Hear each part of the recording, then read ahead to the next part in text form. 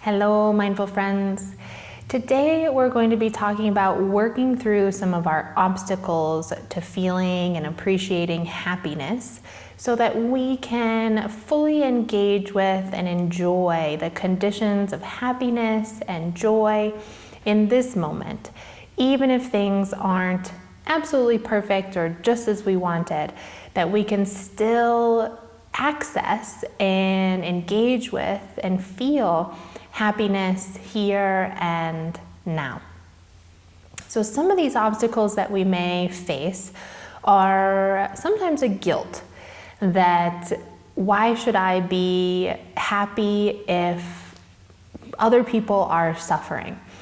And this is a big one, especially now where there's so much suffering in other places around the globe, in places close to home, maybe even in our own households, that people are suffering. We see that, we notice it, we're being told that, and it makes it really hard for us to want to express, show, and rejoice in the happiness in our lives, as though we don't deserve it because so many other people are struggling.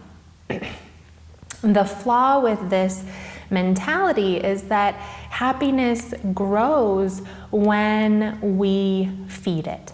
So if all of us are feeling guilty about engaging with the joy in our lives, it never has an opportunity to grow outwards. And if we're all just focused on the suffering and the negative, then there's no source of that joy anywhere. There's no reprieve. There's nowhere for people to go and feel that. Whereas if we are engaging with our joy, letting ourselves appreciate even the small things that bring happiness in our daily lives, then we are allowing it to grow within ourselves, which then creates us as a source of it for others. So we start becoming a more joyful presence in the world.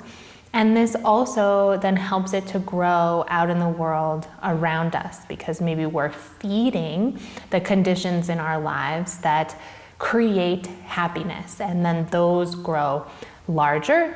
Other people experience them when they are around us, and it grows together. And in this way, we are thinking about it like we're becoming a source of happiness and joy for the world. Even in those little moments, even if it's not a huge extended period, we're not doing grandiose things with our joy, fixing everything. Just in this one little moment, we think about that like, I created a little bit more happiness in this world where there may be a lot of suffering right now. And that's a win.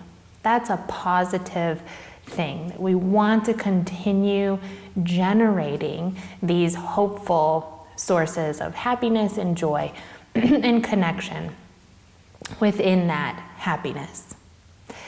So you're not taking away from the suffering of others or denying it by being happy yourself.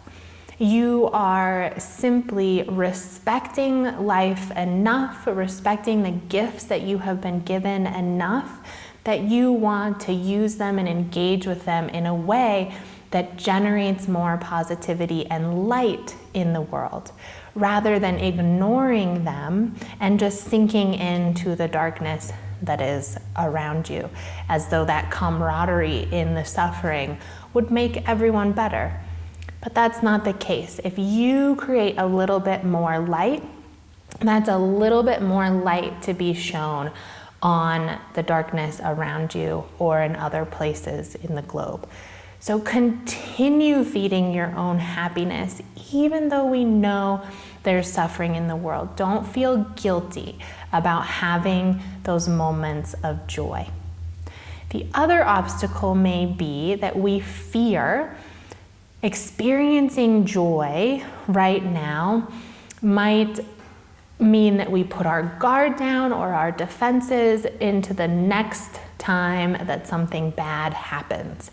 That something bad is on the way, it's always present, and that happiness, we almost see it as like a magnet to the bad. If I get too happy, then the next fall will be larger. Well, the dilemma with this mentality is that yes, more suffering is coming in your life. We all know that. There's ups and downs in life. We can never be on a high forever. That does not take away from the healing, rejuvenating, regenerating effects of the happiness that you feel now. And so we're thinking about that our happiness in this moment doesn't make us higher up so that we have a longer fall when things get hard. Not at all.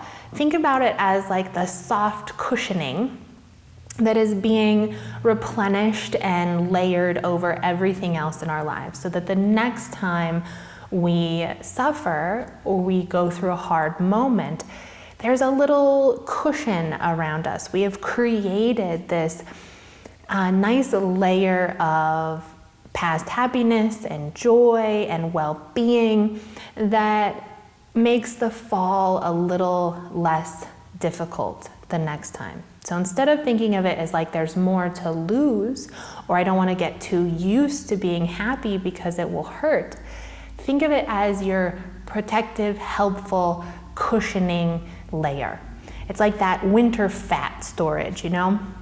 It's there to help you so that when times get rough, you have something to sustain you in those moments and continue feeding you through the cold months. So there's nothing about being happy that will make the next suffering harder. It will only help you. It will only support you in the next phases of difficulty, if and when those arrive. A third obstacle that we'll talk about today is the feeling that I shouldn't experience happiness until everything is resolved and well. So maybe we're waiting on all the conditions to be arranged or fixed or come together just so. So I can't let myself get there until all of this is resolved, or until I know that the country is in a good place, or until all these people have begun to think like me, or whatever it is. So we're waiting to feel happiness until we imagine all the conditions are right and in the right order and in the right place, that the happiness is legitimate, that it will stay around, and that it's large enough for me to finally engage with. We all know that these conditions may never align perfectly as we have them in our minds. And so waiting for everything to be just so means that we never fully engage with happiness.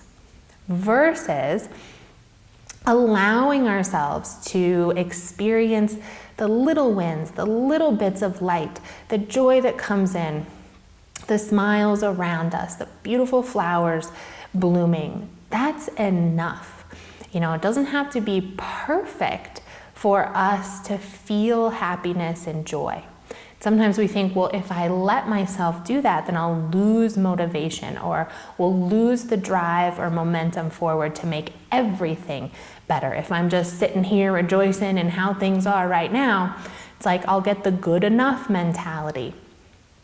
This doesn't serve us very well, because then we're not creating and cultivating the happiness in this moment that might help us to build into that even greater joy later.